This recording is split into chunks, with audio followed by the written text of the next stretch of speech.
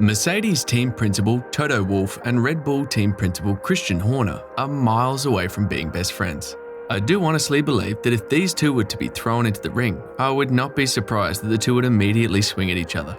And this past weekend, the two may have figuratively had just done that during the team boss meeting over the FIA's new directives. So what did happen at the meeting, and why is Horner so pissed at the FIA and Mercedes?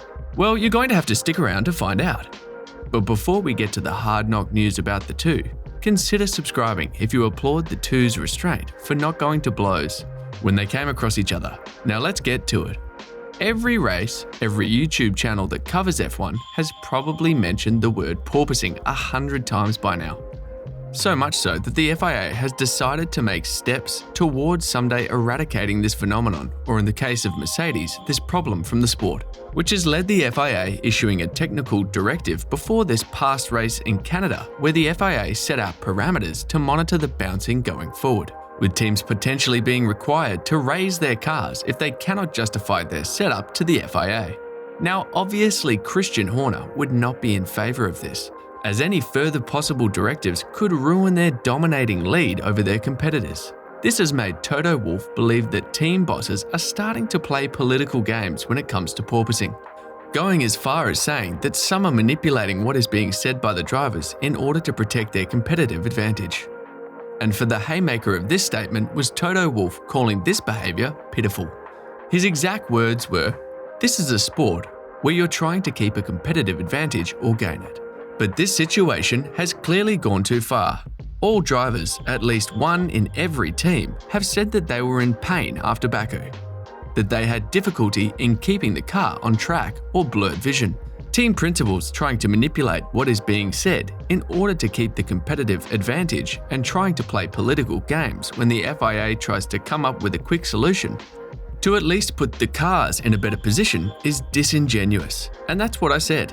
I'm not only talking about Mercedes. All of the cars suffered in some way or other in Baku and still do it here.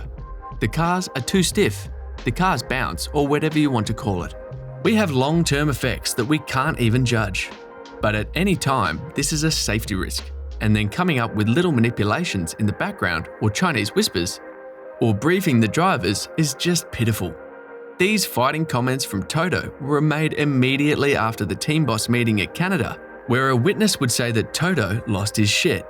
The insider would also say that Ferrari's team principal Matteo Binotto would step in and be in favour of Mercedes for the time being because he believes that the new directives have not yet brought a surprisingly big change to Mercedes' performance. But that would not stop Christian from sharing his comments to the media after the meeting, saying, "I think there was an element of theatre going on in that meeting, so maybe with Lewis's new movie coming along, he's getting in role for it. What was particularly disappointing was the second stay, because that has to be discussed in a technical forum, and that is overtly biased to sorting one team's problems out, which were the only team that turned up here with it even in advance of the TD. So work that one out. I doubt we will be sitting here next year talking about the bouncing even if the regulations were left alone. These cars are still relatively new. They are still, as teams add developments to their cars, you'll probably see them start to address some of these issues. You can't just suddenly change technical regulations halfway through a season. If a car is dangerous, a team shouldn't field it. It has that choice. Or the FIA, if they feel an individual car is dangerous, they always have a black flag at their disposal. Before we go on, consider subscribing to the channel if you think Netflix's Drive to Survive will eat up this feud between the two in its upcoming season. Now let's get back to it. And as we all know by now, Mercedes was able to match its best result of the season, with Lewis Hamilton making a comeback to the podium with a P3 finish and his teammate George Russell at P4. And while Red Bull would yet again have DNF in Sergio Perez, Max Verstappen would dominate over the competition, securing another Grand Prix win. And when Horner was asked for his comments after the race, he would pass on the opportunity to celebrate and yet again go at Mercedes in his comments, saying, "Toto is conducting a campaign to push through changes." That's quite ironic, because here in Canada, their car seemed quite fast and bounced a lot less. He also says that other drivers are also complaining, but our drivers have never done that. I think the Mercedes car concept is the problem, and the regulations are not. It seems very unfair at this point of the year when there's only really one team that's missed the target. Is it right to change everything for that one team? Or should the one team change to get itself more in line?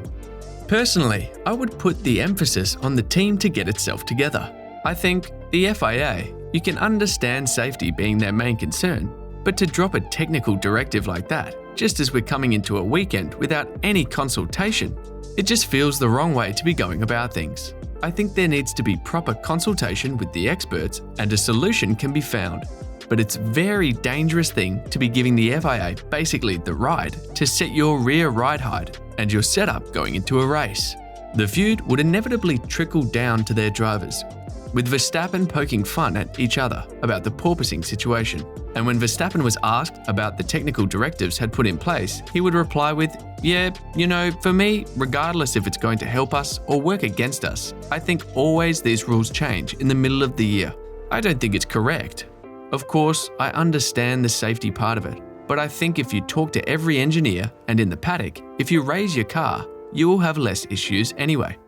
But of course, naturally think ourselves, but also the team. You're going to try find the limit of what you can cope with, your body itself, for performance, but I don't think it's correct that now they have to intervene and start applying these kinds of rules that if you can't deal with the porpoising, that you have to go up on ride height, because it is very simple. Just go up on ride height and you won't have these issues. It's not only him, but his teammate as well. They speak for other people. They should just focus on themselves and say what they think. So just speak for themselves instead of involving other people into it. Everyone knows that increasing the ride height will make things less bumpy, but F1 drivers and teams are made to compete, so this is a sacrifice none of the teams are willing to make. But Toto believes that Mercedes has made progress in the porpoising front and are now only dealing with how low and stiff their car is, saying, "I think in a way we have dissected what we define as porpoising or bouncing, and it is that the porpoising, which is the aerodynamic movement of the car, I think that's solved, and we got on top of this around Barcelona. It is more that the ride of the cars is really what causes the comments of the drivers. The cars are simply too stiff. The curb ride is bad, the bump ride is bad, and I would say that now, with dissecting this problem, you can tackle it better. What we see in the cars is just the stiffness. You look at some of the slow motions from the two leading cars and the Alpines, you see that they are bouncing off the curb in a very hard way. This is what the drivers actually complain about, the stiffness of the car. This is something we need to look at, how we can reduce the impact. And of course, the smoother the track, the better. The lower the curbs, the less we see this phenomenon. Most fans get engulfed in the driver battles that at times the development battle, and in this case the political battle that happens in the shadows, goes unnoticed. But whose side are you on in this feud? Are you with Red Bull and Christian Horner? Or are you with Mercedes and Toto? Let us know and why in the comment section below. And as always, don't forget to like and subscribe to the channel.